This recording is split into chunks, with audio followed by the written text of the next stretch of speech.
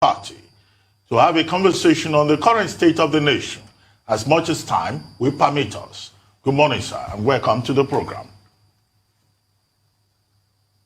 A very good morning to you, Dr. Abati. Morning, sir. Well, a simple question. As they say in popular Nigerian lingo, how country? Balance. Yes. Well, I believe we did, but we not they can't pay. Well, what do you think is wrong, and what is the way forward? What should we do?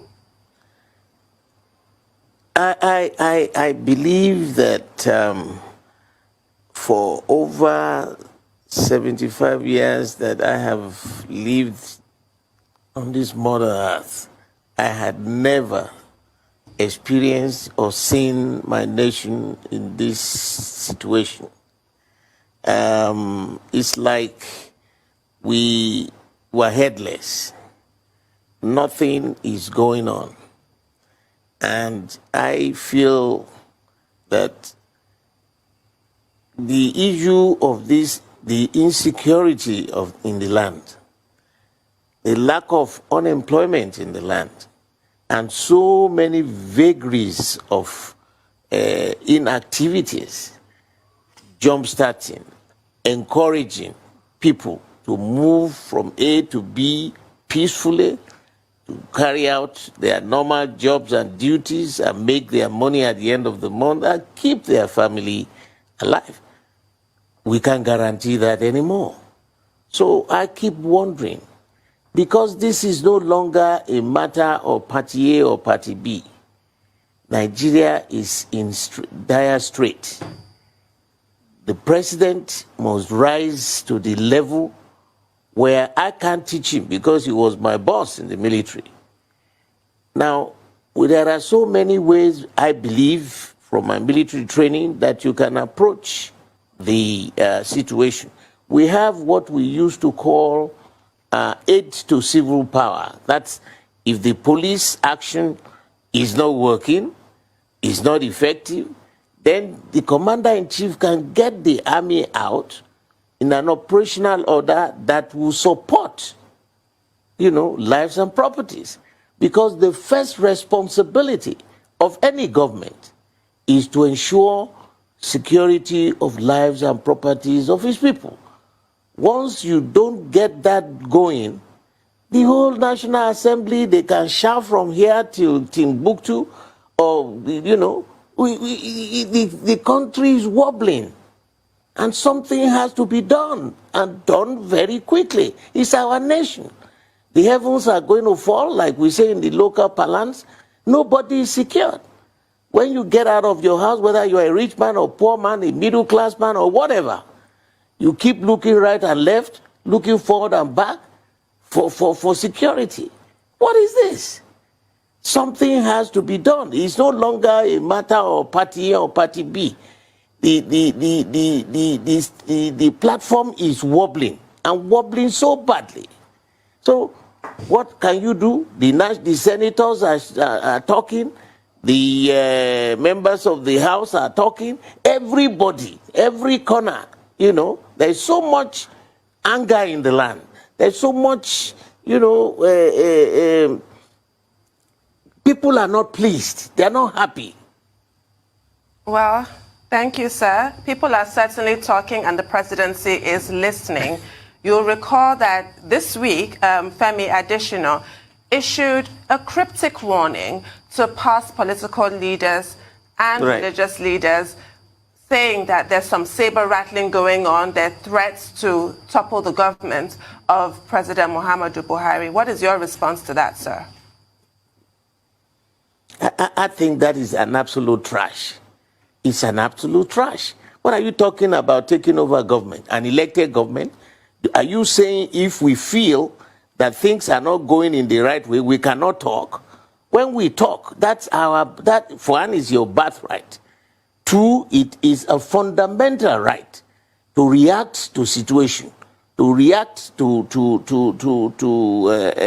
things that are hitting you and not impacting on you positively. Are you saying we are zombies to be quiet and start walking around and don't talk? The president must have a feedback. And that feedback is the fact that all is not well.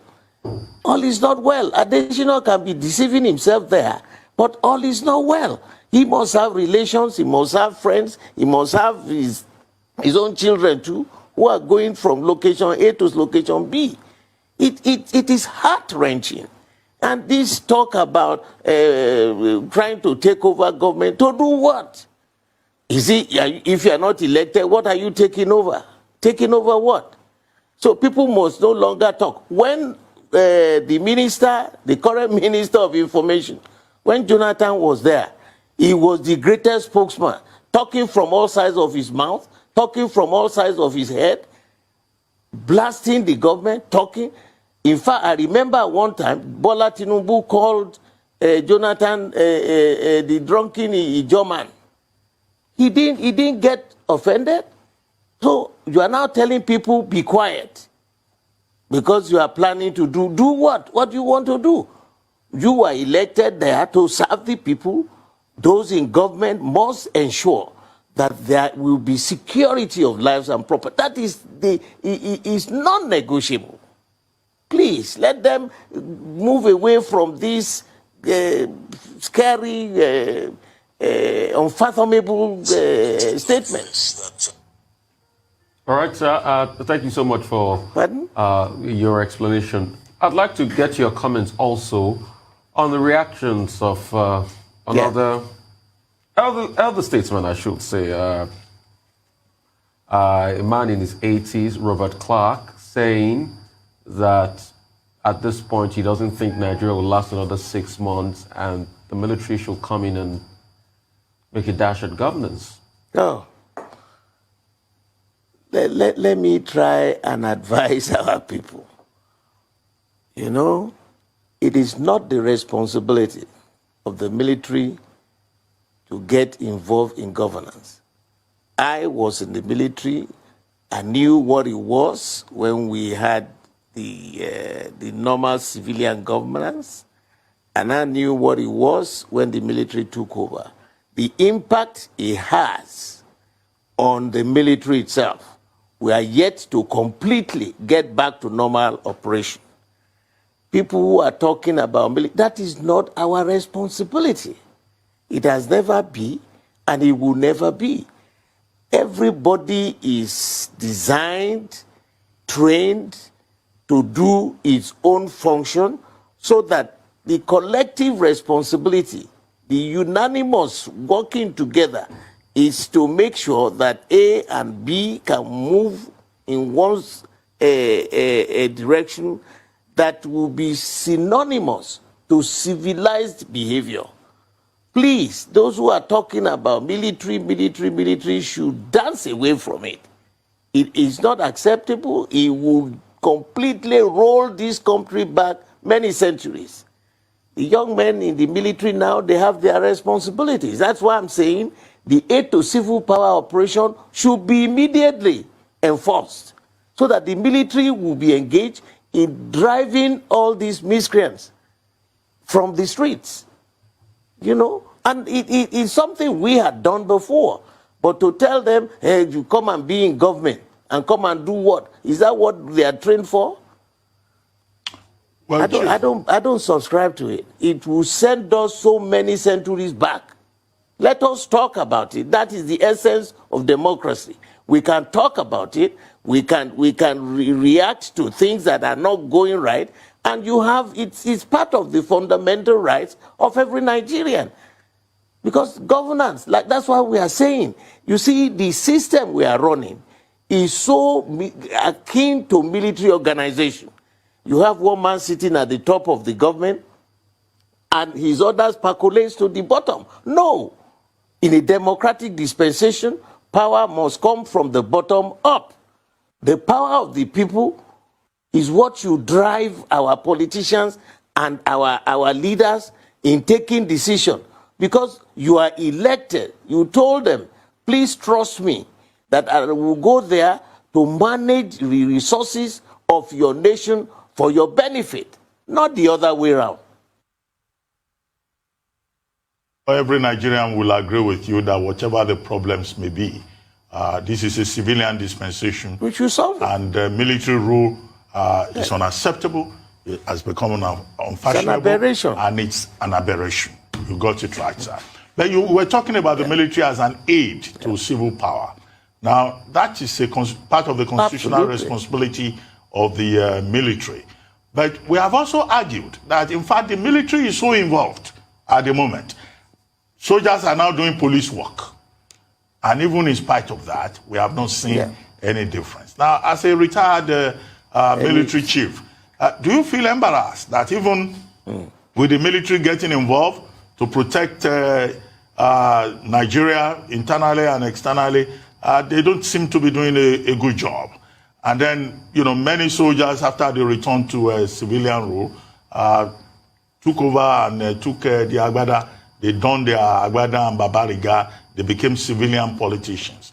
And we have, as a president, a tested, war veteran. And yet, under his watch, he's not been able to deliver on the first point of his 3-point agenda that he will deal with security in Nigeria. Do you feel embarrassed that, your constituency is not really helping or is overwhelmed by terrorists, bandits, kidnappers? No. I am not embarrassed. I am very concerned. And saying that I'm concerned means a lot. Not embarrassed, because we are all Nigerians.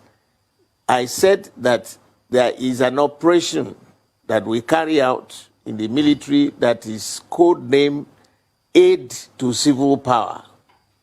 If you have an insurgency and the police action is not able to resolve them, then you call in the military to back them up and take over the operation. That is the aid to civil power. I'm not sure whether it has been instituted, and there have been all kinds of stories on this Boko Haram, even before the president came in. And when President Jonathan was there, this thing was building up. There were a lot of information inputs that were being put forward at that time. And instead of people listening, they politicized those inputs and turned us in a direction that scattered the whole operation. I think, for me, I said embarrassed. We had suggested severally, and this is not a matter of party B or party C now. I'm talking as a Nigerian, as a retired general, and as somebody who has been in government too, that there is need to interact with all the leaders from the various corners of this country. I said that before.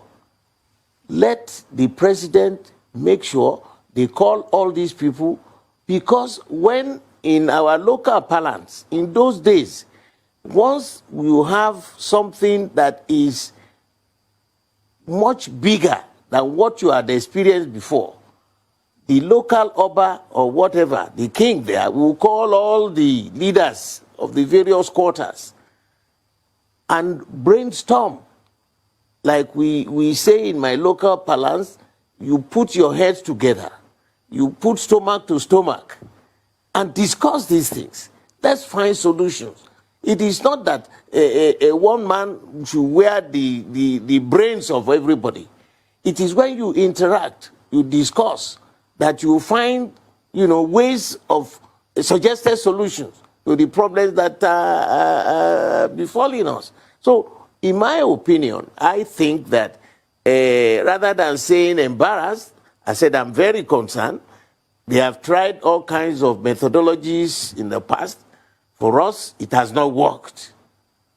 It has not worked. So you must alter course and do something else. And it is the responsibility of the leadership to call all those people. They are there. There are some very senior retired generals. There are others that are obas.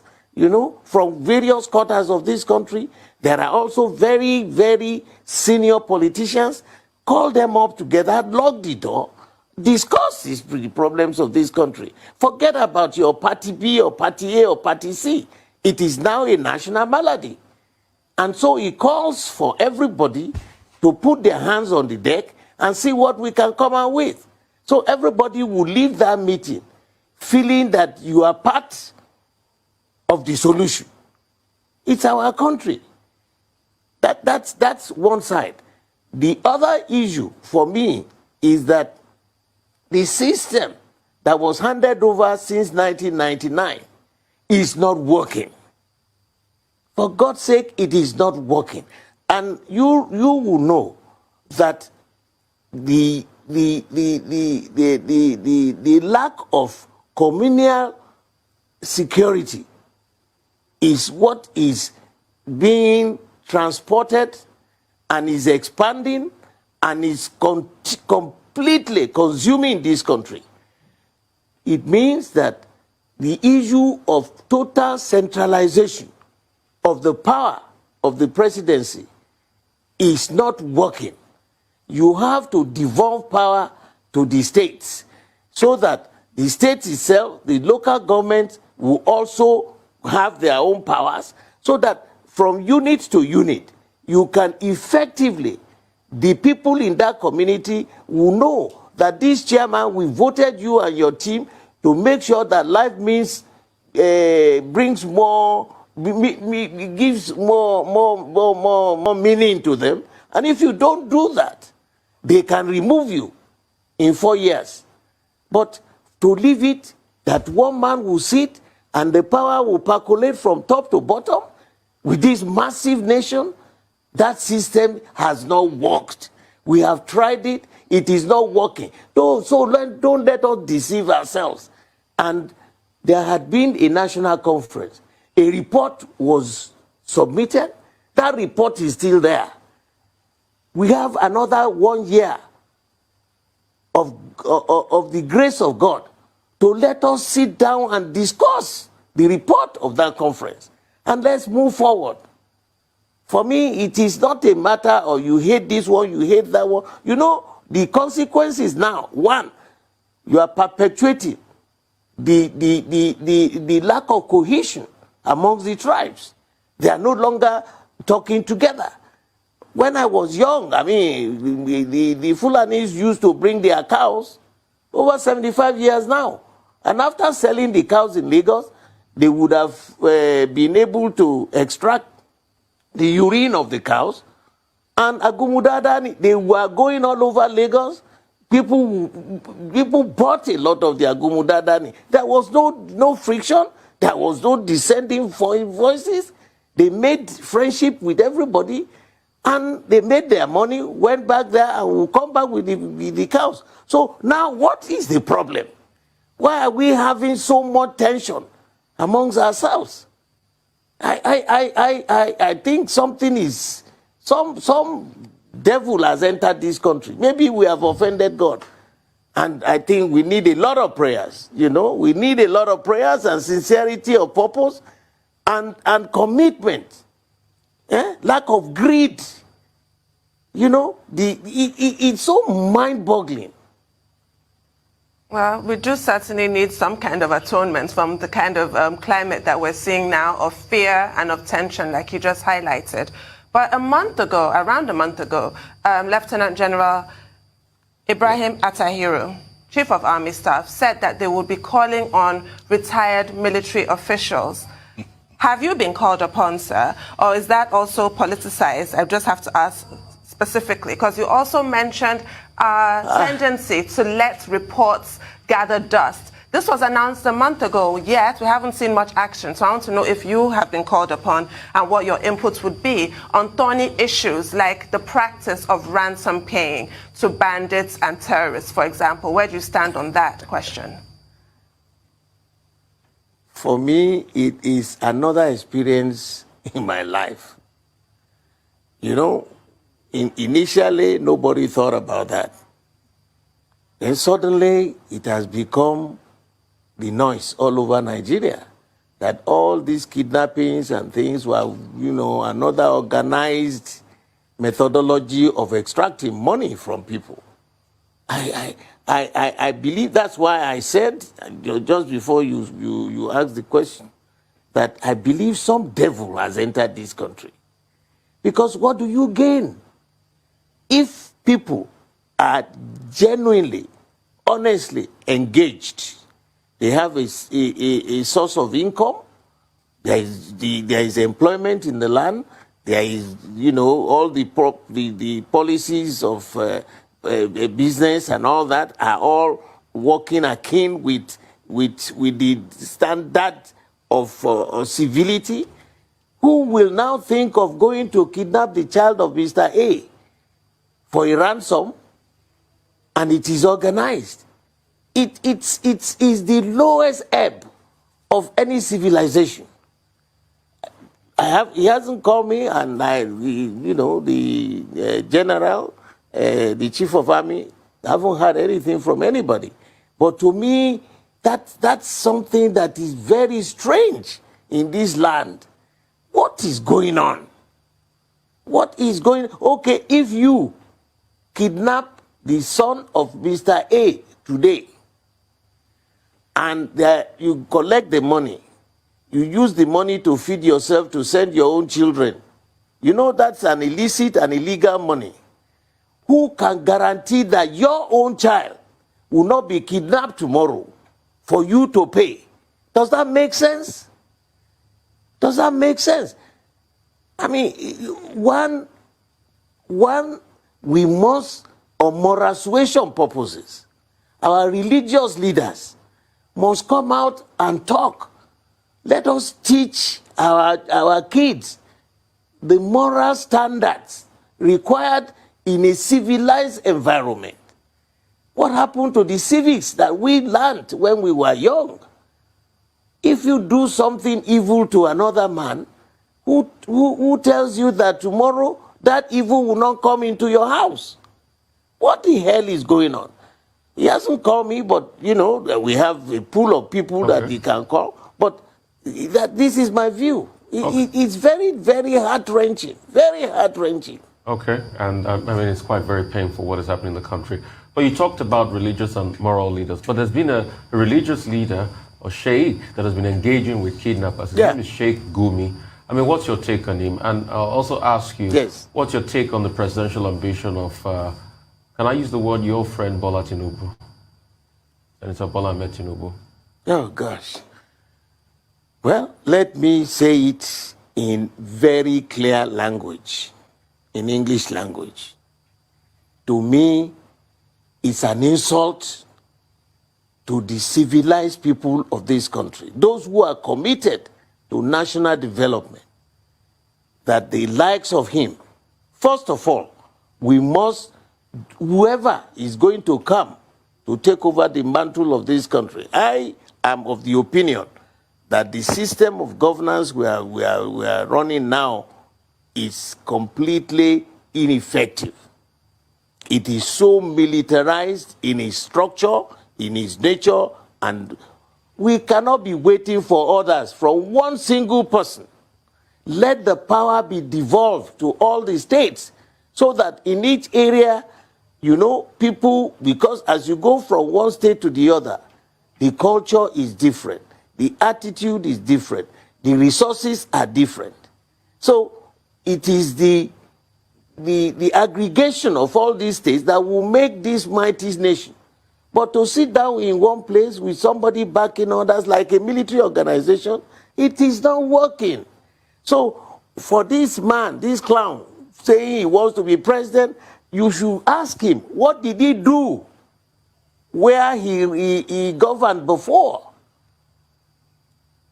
He has appropriated, we've been shouting about it, and I'm still saying it now publicly, that the EFCC should go urgently, to go and investigate the Alpha Beta company owned by him. They haven't paid any taxes since he started. I am reliably told that they garnered almost 30-something billion in 1 year, last year, from the treasury of this country. If that money is available, would they not have used the money to alleviate the sufferings, to give succor to the people, to millions of those people at the bottom of the base? Individually, one person took 34.7 billion by his company. Which tax did he pay? And we've been talking that EFCC should go. Even the former managing director wrote a petition. Up till now, I'm challenging the young man that is there now for the posterity of this nation, because he's no longer too young. At 40, he's no longer young. There were former heads of state that became heads of state at 31 or 32. Papa Olowo was 33 when he took over as premier, and Baba Obasanjo too was head of state when he was 39. So at 40, I believe your life really starts. They can be the turning point.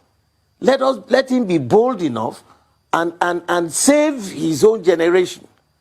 We must make sure that they investigate him. He is junketing all over the place. It's an insult to the civilized minds, those who have worked so hard in this country. And look at the joke. Suddenly, Lagos state government is now saying they're setting up a law. Nobody should go to EFCC. They should be the judge, the jury in their own case. What a mess. What a nonsense.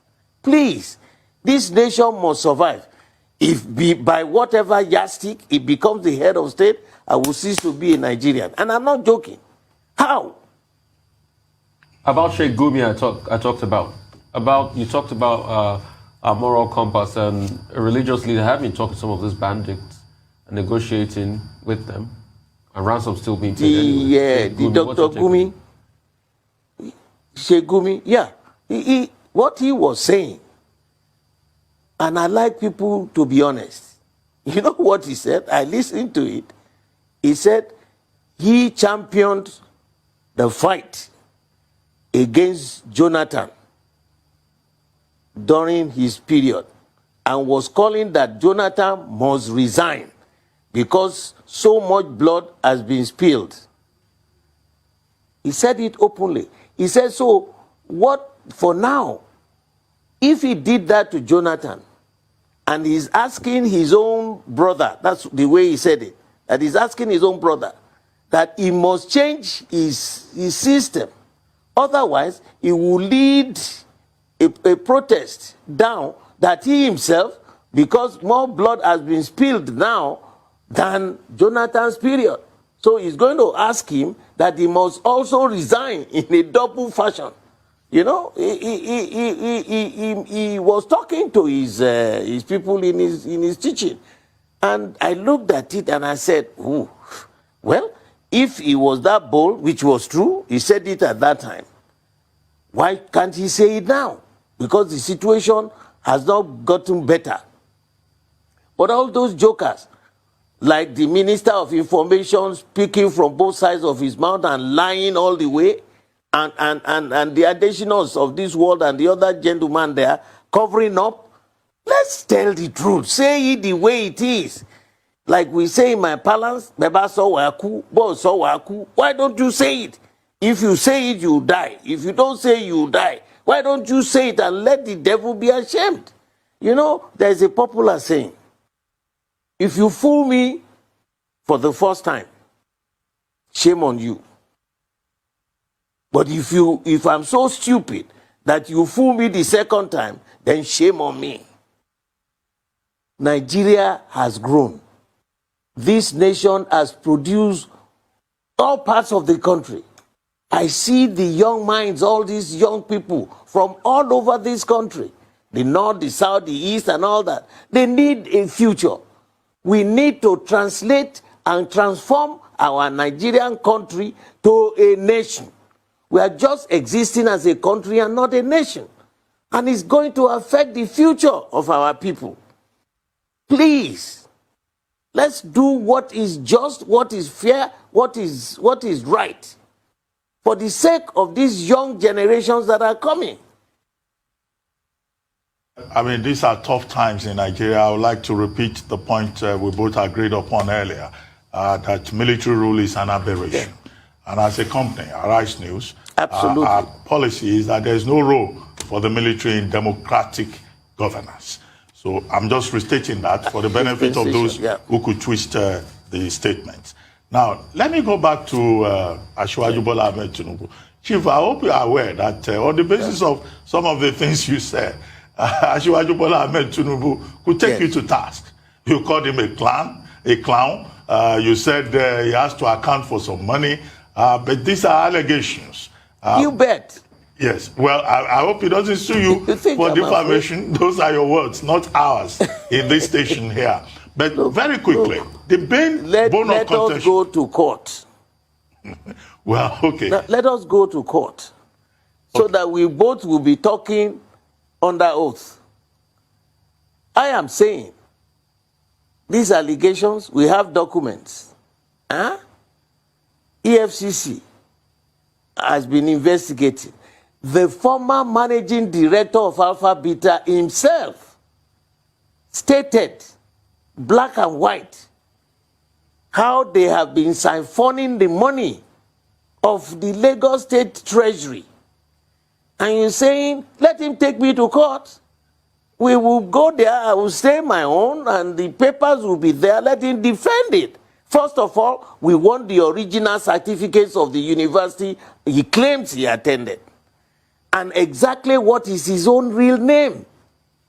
Look, you want to get a clown to be your head, what you will breed will be a pool of clowns. We need people. And there are people in this country. Chief, I was going to ask you, one, I am ready. If you want to take me, let me take you to court, we will fight that. Well, Asiwaju Bola Ahmed Tinubu will insist, and his supporters will also insist, that it doesn't matter. That he has a right as an individual to seek to become president of Nigeria. It's for the people of Nigeria to decide. But the major bone of contention, I guess, between the two of you has to do with Lagos state politics. Now, as you claim, Asiwaju Bola Ahmed Tinubu has been in charge since 1999, either directly or by proxy. Why is it that the PDP, under your leadership in Lagos State, has not been able to displace either the AC, the ACN, the APC in Lagos State? And some people argue that it's because you always insist on the man that will run as governor, and that has been a major handicap for the PDP in Lagos. In 2023, is it again Mr. Agbaje, Jimmy Agbaje, that is going to run? And then the Lagosians will just say, okay, this man again. Don't they have people in that party? Yeah. Let me try and disabuse your mind and at the same time tell the truth. What you have said is a cacophony of some jokers in the beer parlor. I'm sorry, Dr. Abati. It's a cacophony of jokers in the beer parlor. Who told you that I was the one who always nominated the governor? In our party, no individual has a right to handpick because it's not your private business. There is no time there had never been a primary in our party. The accusation you levying against me is exactly what they do with the emperor there. Bola Tinubu is an emperor. God bless you if you are not part of his own line. You know, that's what Trump is trying to do with the Republican Party now in the United States. And I wish him the best of luck. Here, I want to call any of me and any of them and him for a debate. Even at 3 a.m. in the morning in the burial ground, I will be there to say that I, Olabode George, had been handpicking people. You know what is wrong with us? The process of the INEC is archaic, it's unacceptable, it is as old as the centuries, and so it gives room for manipulation, figures. From your polling unit, from your polling unit, the results are hand-carried. From there, from your polling unit to the collation center. Even from the results from Lagos State, it is also hand-carried by somebody to Abuja. Isn't that a joke? We're in the 21st century. When computer, even kids now in primary school, they know what to do with their iPad. They know what to do with social, whatever they call it. The internet is there. We have been asking government for us to be serious, that no intervention, no human intervention, even from across the waters in the riverine areas.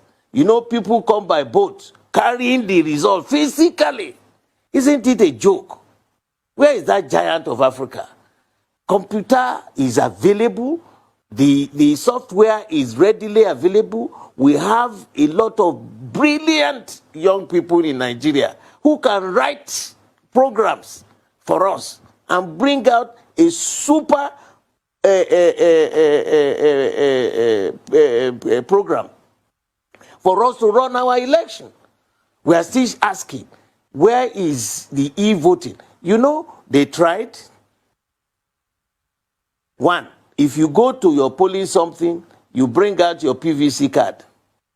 That PVC card, you strike it against a small gadget, it identifies you. Isn't that the same modern technology? So what is wrong in you pressing the button for the party that you want and it's automatically registered in any location you want it? Even if you want to store it, you can store it in the clouds. That result. So he's sitting here clowning, manipulating this result. You know what happened in the last election? Where have you ever had anywhere in the world where you have a bullion van on the day of election? Were they carrying food for him to his house? Bullion van. He was not arrested. He was not cocooned. He was not containerized and be taken to the cooler. Please, you know, these are not things that he had done in the dark, openly. So why are you saying, but the judge is this and all that? It is absolute nonsense that they run as election. I have seen it. We have watched it. And we have been crying for this nation to move forward, for credible, responsible, respectable, fair-minded people to represent their people. Let that process be modernized. Otherwise, you have the man who has stolen so much money, controlling all those who want to be governor, to be representative, to be state assembly, to be governor, to what nonsense is this? For God's sake, we are not in the dark ages. So saying, but they judge, we will present people, but as long as we have this process where people use the manual process to compute our results, forget it. On that note, forget it will never work. You know, we are gradually getting to the zenith, and I am afraid on that people note, are getting fed up. A lot of our young minds are coming from abroad now. They want to be this, they want to be that. I keep telling them, well, let's keep shouting. Maybe Professor, who is in charge of INEC, we'd like to thank you very much. Point well made. Thank you very much, Chief Olabode George, for joining.